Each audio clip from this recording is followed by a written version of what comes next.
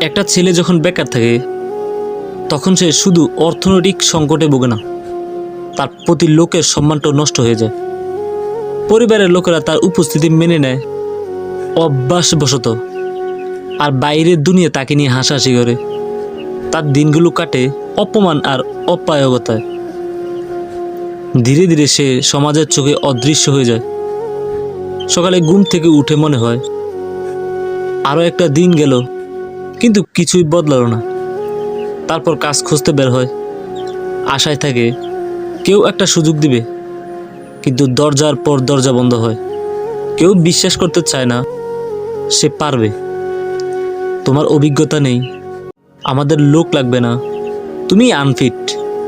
এই কথাগুলো তার আত্মবিশ্বাস ধ্বংস করে দেয় তিলে তিলে। বাড়িতে ফিরে দেখে মা মুখ নিচু করে চুপচাপ বসে আছে। বাবা মুখ ঘুরিয়ে নেয়। ছোট ভাই বোনের চোখেও এক ধরনের প্রশ্ন, তুমি আসলে করছোটা কি? যাকে সে ভালোবাসে সেও ধীরে ধীরে দূরে সরে যায়।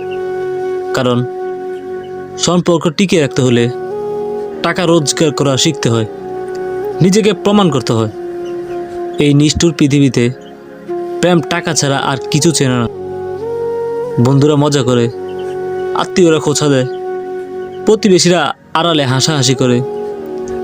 সময়ের সঙ্গে সঙ্গে সে নিজেকে ঘৃণা করতে শুরু করে। একদিন সে আর কোনো স্বপ্ন দেখে না, কারণ সে জানে স্বপ্ন কেবল টাকাওয়ালাদের জন্য। এই দুনিয়া শুধু সাফল্যের গল্প শুনতে চায়।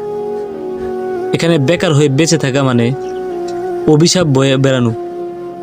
অভাবের যুদ্ধে সবাই টিকে থাকতে পারেও না। কেউ আত্মহত্যা করে, কেউ কাপুরুষের মতো জীবন কাটায়, আর কেউ মনে হয় জন্যই আমার আজন্ম পাপ।